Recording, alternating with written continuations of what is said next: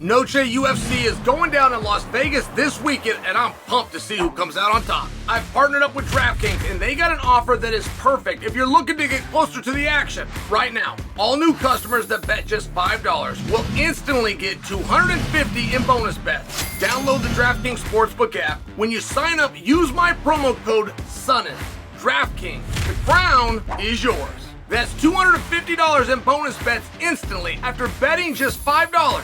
Staying on the action and use your $250 in bonus bets on DraftKings same-game parlays for a shot at an even bigger payout. If sports betting is not yet available in your state, don't worry. You can still join in on all the fun at DraftKings with daily fantasy and have a shot at all the prizes. Download the DraftKings Sportsbook app right now. New customers, use my promo code SONNEN. Bet just $5 and get $250 in bonus bets instantly. That's promo code SONNEN only at DraftKings Sportsbook.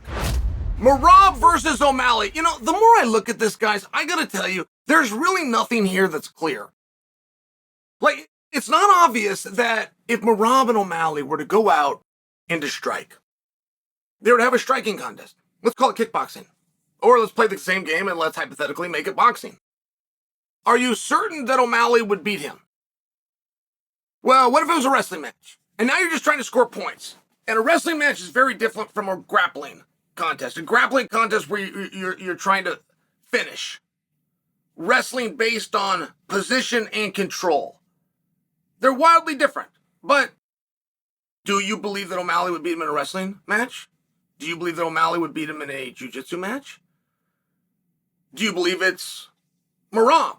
And people love to tell you that common opponent doesn't matter and it's styles that make fights. What a bunch of garbage.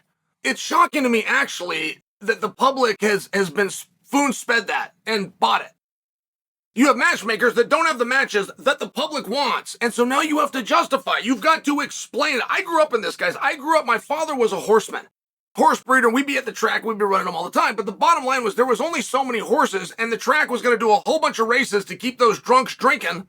And they were going to come back the next week and do the same thing. It was going to be the same horses against each other over and over again. And not only did we want you to believe there was going to be a different result, we had to explain to you, the betting public, how there would be a different result. And then we start talking about the weather. And we start talking about furlongs. Well, this is 6 furlongs. This is 6.5 furlongs. This is going to be a mile. This is a mile and a quarter. It rained today. It didn't rain today. It was hot and sunny. None of it's true. The faster horse will win every time. Doesn't matter if you put him in the first position or the 5th position. The faster horse will win every time unless it's rigged. Sharing something with you here on a guy that grew up on the backside of the track. But they've convinced people that common opponents don't matter and styles make fights. The greatest science that we have, and we don't have a lot of science in fist fighting, but the number one that we do have is common opponent. And what do you want to do with that? How do you want to shake that one loose? It's a very difficult thing to deduct. Like, so many people wanted to see Henry Cejudo versus O'Malley, which made sense on a number of personal, such as the state of Arizona, as well as professional, them both being champions of the same weight class. But we never got to that match. And when you look at Merab, are we to believe that Merab was beating Aljo? Like, are we to believe that a guy who's in a one-person career, there's no team, there is a me and there is an I, but there's no team in this sport, are we to believe that a guy was so adherent to that code that he resisted his time as champion because his friend and teammate had already gotten the belt? It could be true. By the way, it could be. Or do we believe that there was really no reason to have that match? You had the champion. You had the top-ranked guy. You had workouts every single day. Everybody knew involved who was going to win if they fought. And as it turns out, the ranking and the recognition was already in the correct order. That is a far more likely and plausible scenario. The whole I don't fight friends thing, that whole thing is when the established order is already correct. So I'm asking you that because Aljo definitely matters in this fight. If Aljo was handling Merab in whatever realm he was handling him in, I was always waiting for Aljo's excuse against Sugar Sean, and it never came. He never made one. He was such a good sport about that. Said he's a harder fight than I knew he was going to be, and then paid him compliments. Talked about O'Malley being awkward. Talked about that he hits really hard. Talked about his wrestling defenses were better than he expected. He paid him some real compliments. And it just makes me curious, like, where does that fit in? How helpful is that to have a guy in the practice room that's already felt this, can tell you firsthand? He got surprised, but he can now share it with you so that you don't get surprised. And it's just a very peculiar position to look at because we have been told this friend business for a very long time, but we've only had one person tell us the friend business and then dispute the already respected order. That was Chuck Liddell, Tito Ortiz, where Chuck said, I trained with him every day. I got the best of him. We're both in the UFC. He's the face of the company with the belt. I can beat him, and he knows I can beat him. And finally, they held the fight, and sure enough, Chuck was telling the truth. That's the only time that we've seen that. We've had the dialogue come up that Rory McDonald was the rightful number one contender to take on George St. Pierre, but there was never a dispute against people that saw them training together in the room that we, the viewing public, had the order wrong. Same thing could be said about Jon Jones and Rashad. So I would be very curious what Aljo thinks, and I know where he stands, and I know where his allegiance lies. But I would be very curious who he thinks is going to win, and moreover, how. Like output is so vastly important to be able to recognize. It is an intangible that cannot be explained.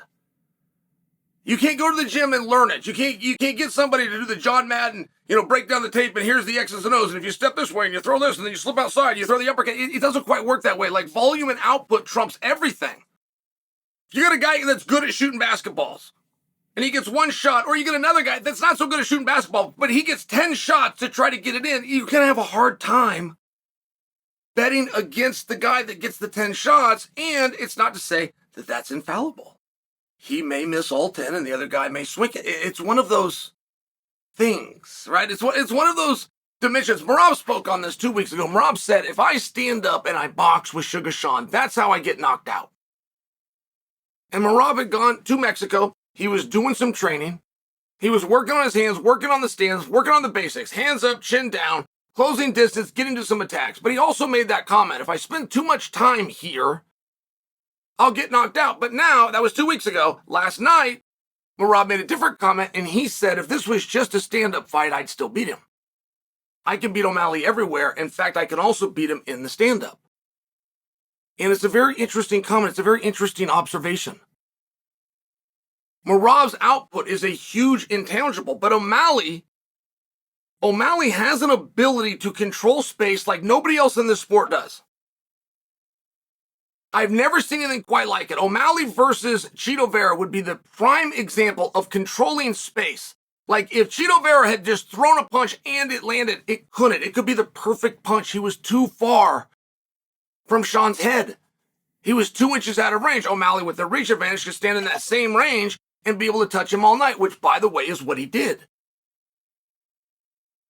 It's very peculiar. You don't generally have a height advantage. You just have a guy that's taller. And from the beginning of time, you've been told it's an advantage. You don't generally have a reach advantage. You have a guy that has a longer arm, but you, the public, have been told that it's an advantage.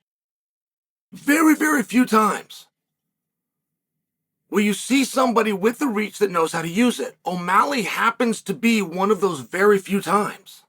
And there's no one amongst us that has a better idea, truly deep down in their heart, of who is going to win this match. There's nobody out there like Aljo.